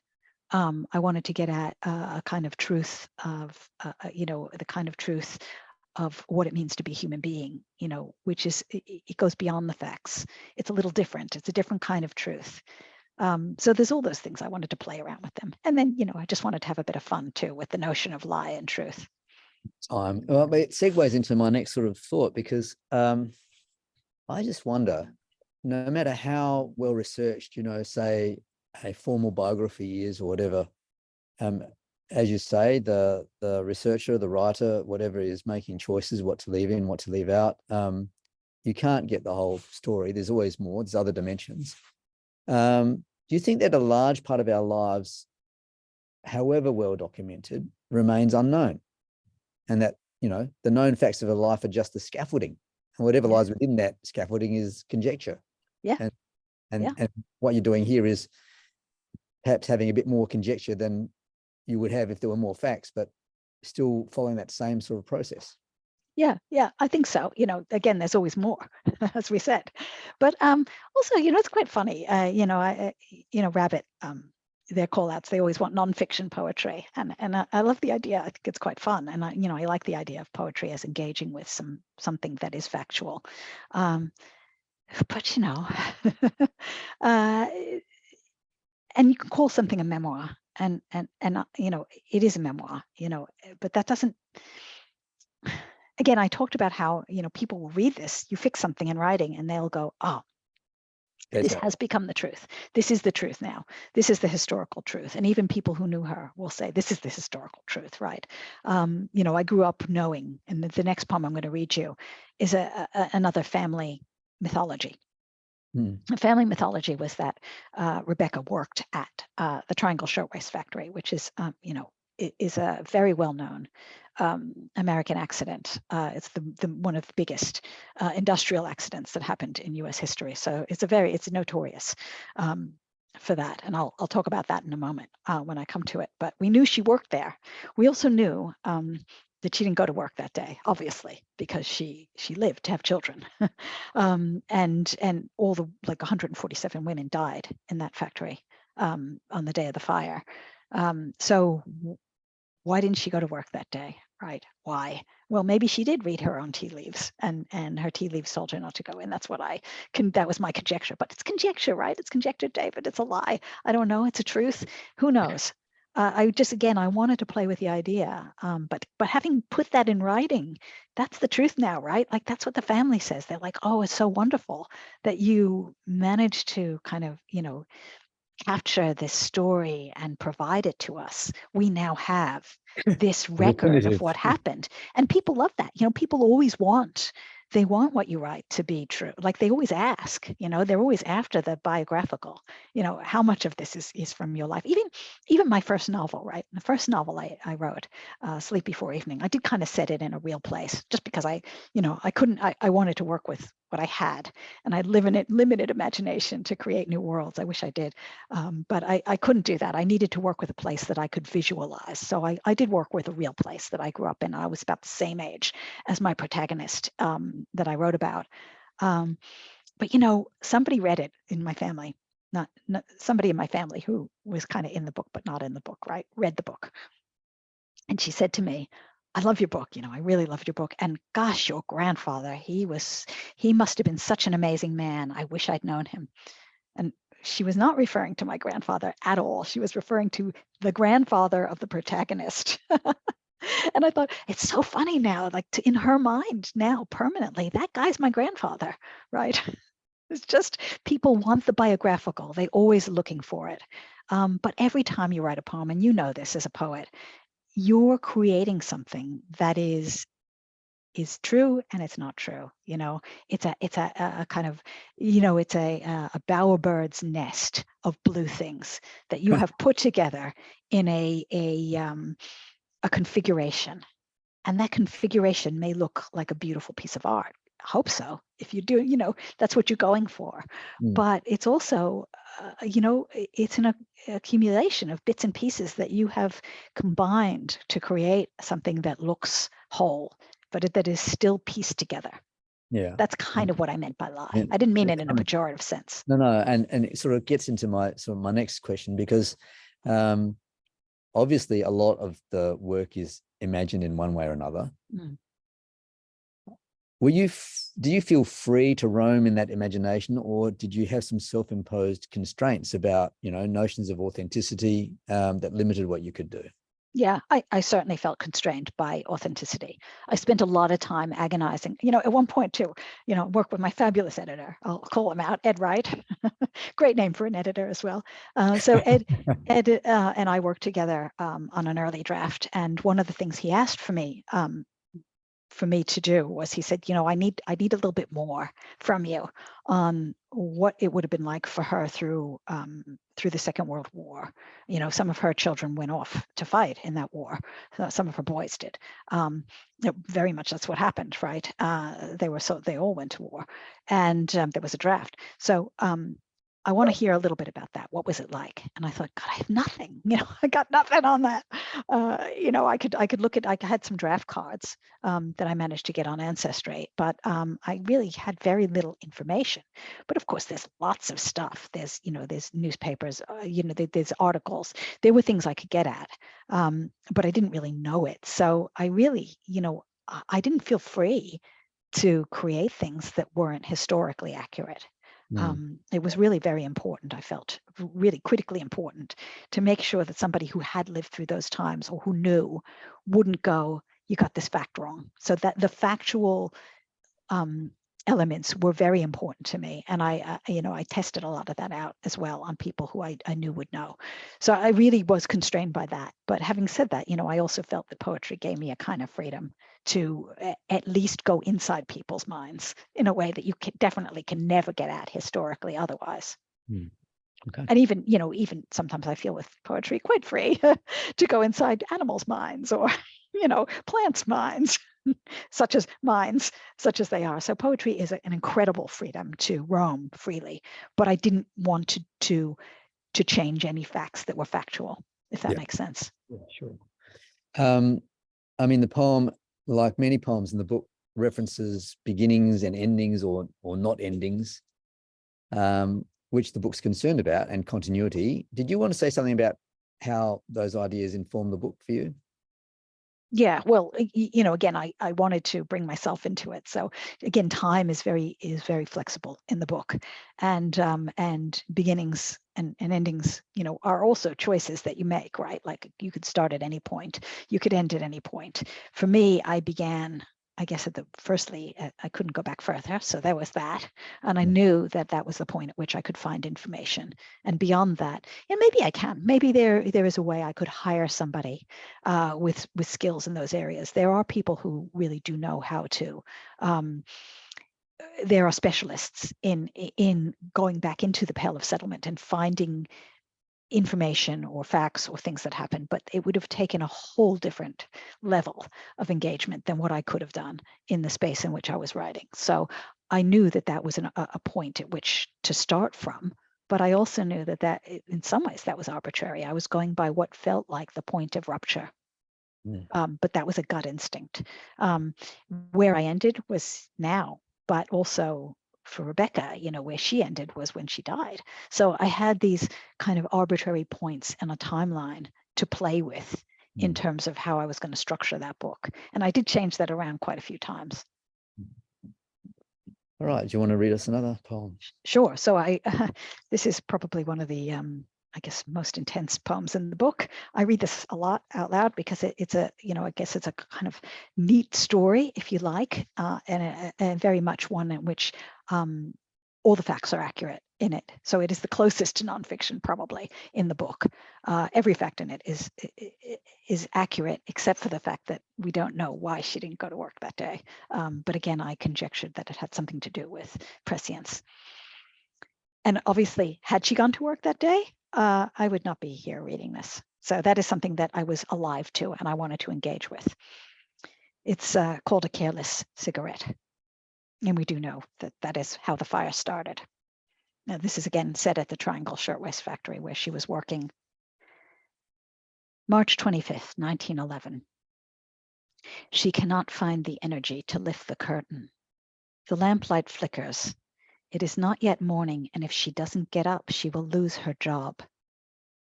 The room is unheated, a clawfoot bathtub in the kitchen. She bathes quickly, using water from the stove. Above her, faded wallpaper peels from the corner. Steam condenses. He has already left. Morning is a silent affair. There are no children yet, but they are coming, coming, coming. Though it all hangs in the balance in this moment, where she has yet to decide. She tries to eat, but she is dizzy. Work to home, home to kitchen, kitchen to bed, a simple equation that doesn't add up on this day. They need the money, but her head wavers like fever. Shtetl dreams, a rooster forever crowing, the neighbor's dog, the smell of black tea, which she has overbrewed this morning of all mornings, black leaves congealing into a warning. She drops the cup, tea spilling onto the floor, crawls back into bed, her small body heavier than it will ever be again, weighed down with prescience. She shivers and sleeps through the day. Her mind plays tricks. In her dream, she sews shirts. Long rows of machines fill the top floor of the Triangle Shirtwaist Factory, where they lock the exits so the girls won't take a break or leave without first emptying their pockets and handbags for the groping foremen. She is not the only one who speaks little English, her back hunched over flammable white cotton. The teacup remains broken on the floor where the fish smoker will find it, returning home with the news that the factory has burnt down. 146 fellow workers, burnt and asphyxiated, pushing against doors that would not open, broken on the concrete below where they jumped, living torches inside the cordon. She wakes to find out that she has lost her job, but not her life. He will bend that day with gratitude, later forgotten, clean up the spilled tea and broken china. However he arranges the pieces, he cannot repair the cup or the cracks that have opened beneath her skin. I was lucky enough to hear you read this poem a few months ago, Maggie. And it struck me because as it happened, I moved to America in 2011, which was the 100th anniversary of this factory fire. And so it's in the news and I heard about it whilst I was living in the States. And I'm sure that this will resonate with our American viewers. You're alive to the fact that her story could have ended there. There would be no Maggie Ball to retell it. but the children were coming. Though it all hangs in the balance in this moment. I want to think about that for a moment, because in the routines of our daily lives, we can lose sight of the fact that everything hangs there in the balance, probably at every moment. How important do you think it is to be conscious of the balance hanging in each moment? Well, look, we got to live our lives, right? We can't be mindful in every moment, or we bump into walls, I think. So,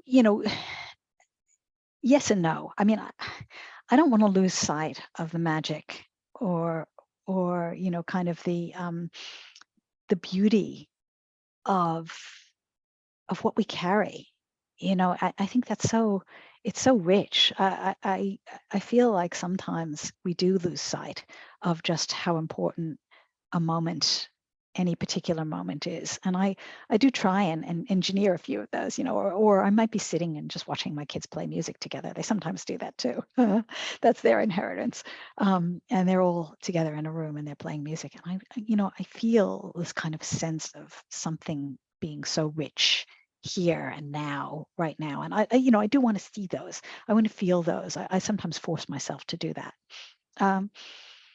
But a lot of times we just won't know until after the fact what mattered and what didn't matter. You just can't know. There's another, it's not in this book, but my grandfather, I talked about him going into the war, and he was in the D-Day landings, and he went to I think he was at Utah Beach. I think it was Utah Beach. Hopefully I got that right. If I was writing a poem, I'd make sure. But I think it was Utah Beach. And that was the D-Day landing that was relatively mild. And the Omaha Beach D-Day landing was the one where almost everyone was killed. I think that's right. So one was really bad, and most of the American veterans or American soldiers who landed were killed. And the other one was relatively mild. So he went to the mild one. But the choice of who went to which beach was pretty arbitrary, right? It was like, okay, you here, you here, right? That's kind of how it worked. So everything hung on this kind of almost random delineation, right? Again, my mother wasn't born yet. My aunt Susan was, but the other kids, the other children that my grandmother had, weren't born yet. So had he gone to the other beach, again, I wouldn't be here. So, all of these little random things, every life is kind of a miracle. It's a miracle that so many different aspects. I mean, maybe that's a truism, but when you think about it, it is true. There's so many things that could have gone wrong to stop you from being here where you are today. And so I feel like there is something kind of wonderful about just noticing that. Yeah, there's a lot of luck involved in just still being here in the first place and still being here. Yeah. I want to feel the gratitude, because it is a kind of joy. Yeah. So you've talked about sort of the idea of her body weighed down with prescience here. The tea leaves you've mentioned, black leaves congealing into a warning. And it's kind of nice to sort of ponder whether it was prescience or whether it was the divination of leaves or a premonition or serendipity or chance or just plain being sick. They kept her home that day. Any of those things or all of those things could have been at play. And we'll never know. And so you just give us what you give us and we can probe that. And that gets back to what you've just said. Survival is often just a matter of luck at the end of the day, isn't it? Yeah. Judaism has this lovely notion that to save a life is to save a world. And by her choices, compelled or not, your great-grandmother saved her own life at least twice. Once by leaving the pale and once by not going to work that day. That's right. And in doing so, brought forth the world of her descendants. So there's the gratitude in the book, really, isn't it? Because it's all part of that whole line that's brought you to where you are now. Yeah, I kind of, again, it's a little bit odd, but I feel like I wanted to give that to her, like I feel like in her life, the life that she lived, she probably would have felt that she was so unimportant, that she was just some woman who lived her life. She wasn't flashy. She didn't dress in fancy clothes. She was very poor. She was just a mother, right? Nothing that our society would have said. She would have had very little accolades, and I feel in some ways that there was something quite wonderful about her, and I kind of wanted to see her through that lens and give that to her, almost as a kind of healing, to say, you, and by extrapolation, everyone like you, you also were heroic in your way. There is something heroic in this, in who you were. That resilience and that sort of resilience. That's right. Just in having done this, having lived through it all. Mm. Okay, would you like to read us another one? Sure. So again, we've touched on so many of the aspects of this poem, which is called Beyond the Pale. The title itself is a reference to the Pale of Settlement, which also was a reference to the Pale of Settlement itself was a reference, and I engage in this in another poem, to the original Irish Pale, which is in which the expression Beyond the Pale came along. But I also was thinking of the other meaning of Beyond the Pale, which is, it's almost too much to bear. You've gone too far. So there's that. But also I wanted to, so the title also refers to the pale color of her son's hair. And then we talked about this idea that, she found that her heroism in many ways was what she passed on to her children, and this love and this joy and this sense of the future. So I was engaging with all those things in this poem. When the light came through the broken window, spluttering as diamonds against linoleum, she felt it. It was morning in the new world. Yiddish voices whispered by neighbors through thin walls. A soothing sound filtered into her bedroom. Cold wind. It wasn't Russian winter cold, but the heater didn't work. Her bed was empty. He was asleep. Couch again. Third night in a row.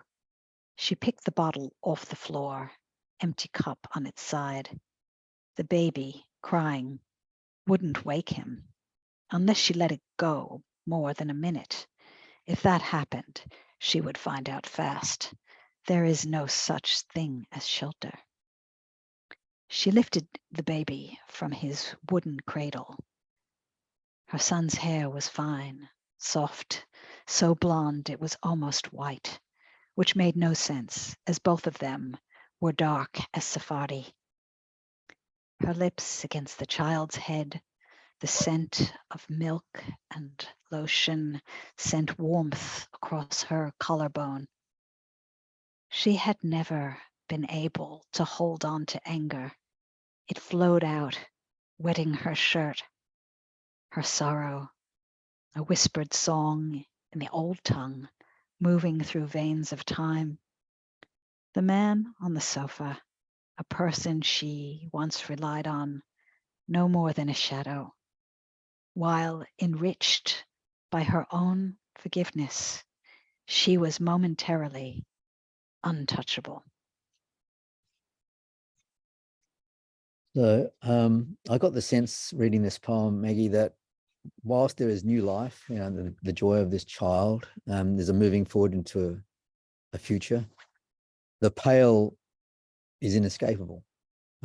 She still finds comfort in the whisper of Yiddish voices. She's still consumed by the whispered song of her sorrow. She still understands that, as you put it, there is no such thing as shelter. Even though she is physically beyond the pale, she carries it within her, doesn't she? Of course. Yeah, as we do. As we do. As we do. I carry the pale within me. In the last poem, you spoke of children coming. And here you referenced the arrival of, was this her first child? Yes. Okay. And he was blonde at first. He was blonde. Yeah. There was a real thing about that, I don't know, maybe you know it, but this notion of the blonde child as being in some way, safer because they're passing. Okay. So there is a kind of it's just a sense that that's a gift to have a blonde child. Okay. I don't know exactly where it comes from or what the notion is, but it's a Jewish thing. Okay, I didn't know that. Did she regard having children as a response to the erasures of the past? Like something like, you can take my past, but you can't deprive me of my future, sort of thing? As it manifests in the book, yes. I don't know if she thought of it that way. I mean, she wasn't, he was the intellectual, interestingly, and he was very much an intellectual. He spoke 12 languages. He'd lost all that in the US, but he had come from a very learned past. She was not. So she didn't, I don't think she read. She was very much the intuitive sort of mother. She was very humble, especially against him. Yeah, so I don't know that she would have been thinking about it in those ways. It would have just been pure love from her point of view. Mm. The poem ends with the lines, while enriched by her own forgiveness, she was momentarily untouchable. Mm. And you've italicized the word forgiveness there. What was your intention in doing that? I feel like that forgiveness is a superpower. It was her superpower. It's what made her heroic. She had power in that moment to say, you're a bad man, but I am, by virtue of my ability to not hold on to anger, by virtue of the fact that I am not being dragged down into this swamp of hatred and the perpetuation of trauma, by forgiving, by letting go of the past. And I was also talking about my own, that it has made that is what rises her above the scenario, which is otherwise in another aspect of the word, beyond the pale. Mm. Her husband's lying there drunk on the ground, and if she wakes him with the baby, this is the scenario. It's not a nice one. If the baby wakes and he wakes up, he'll hit her. He'll hurt her. He's not a nice person, and that's a euphemism. He's abusive. I think that's clear in the poem. But the fact that she is able to not change that in any way, it doesn't let him off the hook. But the fact that she's able to rise above that in some way and say, I'm better. I am a better person because I am not perpetuating the cycle of trauma. I am still able to love and still able to love my child and not hand this on. I'm untouchable in many ways, if that makes sense. It does, absolutely.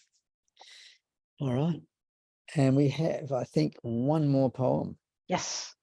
So this is the last poem in the book as well. It's called What Remains.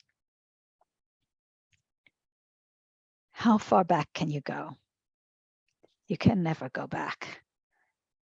Everything changed. Borders, first names, language. Where are you from? The answer was arbitrary and essential. Mistakes were made on arrival and stuck. Error became identity. Everything shifts. Stability is illusion. Some died en route. It was a hard trip. Others were sent back, their names erased from record. You will not find them on any census. No one speaks of them now. Your mother, her name no longer part of history, leans over a wooden window frame. Her eyes have the same softness as yours, that downward slant at the corners, thick dark hair covered by a headscarf. Her privacy intact forever, frozen in this space as you walk away. You tried harder than most to hide, but there are some things that cannot be hidden. Magic is a gift not held solely in fading photographs. It lingers like your voice, humming a Yiddish song, winding through the double helix of your children, filling the air everywhere. Oh, what a great way to finish the book, What Remains. Very apt. Would you describe it as legacy? Yes. Sure, for sure. Yeah. Yes. You say, And also the gifts that I wanted to share those gifts, right? The Yiddish voice is a gift for me. I discovered it. I love it. It was a gift that was given to me. So really you say you can never go back, but you do. I do and I don't. Once a moment has passed, in a moment, this moment will have passed, you can perhaps retrieve a memory of it or a shadow or an imprint, but as you say, you can never go back. Did your great-grandmother ever make the physical trip back to her homeland? No, she did not. She could not have. Did she ever find out anything at all of what became of her family? I don't think so. So I say that caveat. I actually don't know the answer to that, but I suspect she didn't. Certainly my grandmother never spoke of it. And then, the usual tragedy of life that we all share, which is that I didn't ask her about it when she was alive. I wish I had. I didn't. I never said to her, talk to me about your mom. Talk to me about, what did she know? Like if she was still alive, if my grandmother, I called her Nanny, if my nanny was still alive, I would have definitely been asking her those questions. I would have pinned her down and asked her, but we didn't talk about it. Yeah. And I suspect she, certainly she didn't. We talked about everything except that. She never raised it. She didn't talk about her mom, but again, she sang the songs. That's all I had. So looking at history, looking at the historical records and what I could find, again, that was analogous. I don't think that Rebecca would have had the means. And they would have taken considerable means to find out what happened to her family. And you talk in the beginning of the book about the letters that she had unsent, and that she was waiting for news for years. She was waiting for news, and it never came. Yeah, I imagine that. I have to say, yeah, I don't right. know for sure. That's right. But there's no evidence to suggest. Nothing to suggest, no pictures, and I have some pictures, right? So there is evidence of some things, but there's no evidence to suggest that she had any contact with anyone from within her hometown of Grodno. And again, what would have happened to those people? It's almost inevitable that if they hadn't been killed by one historical wave of persecution, they would have been killed by another. I suspect that most of her immediate family were killed in the pogroms. That's why she left, that there was immediate threat of death, that she knew, and that they would have been gone well before the next wave of persecution that might have taken them. So you've sort of compiled this composite of snippets, fragments, imaginings, conjecture, bits of a story. On my reading of it, what comes through, we've talked about it already a little bit, is a sense of that resilience, endurance, the saving of a world, really. But what I really like is how you finish it off, because filling the air everywhere, the double helix of it, a Yiddish song winding through the double helix of your children, filling the air everywhere. To me, there is a kind of note of triumph there. Is that a fair reading? Yes. I really, if there was a theme to the book, I wanted it to be that theme of Tikkun Olam, of this idea of this Hebrew notion of the life that you live is one in which you leave the world enriched by virtue of your presence, and that there is a kind of a bettering of the world as a result of Rebecca having been there. And then I wanted it to be, I wanted this to be about healing, about sharing kind of that triumph of making kind of leaving, I guess, an impression that has a healing effect and that will keep working its way into the future to heal through this connection, these kinds of connections. Well, I feel very enriched having read the book. Thank you so much, Maggie. I'm so glad. Sharing and poems. thank you for all your time. it's great. It's so wonderful to engage. It's been a pleasure. Details of Magdalena's books can be found at her website at http://www.magdalenaball.com. And the book we've been talking about today is available from Puncher and Whatman at https://puncherandwhatman, WATTMANN.com/product/bobbish/. We will return in a month or so with Stuart Barnes on the theme of form and function. See you then.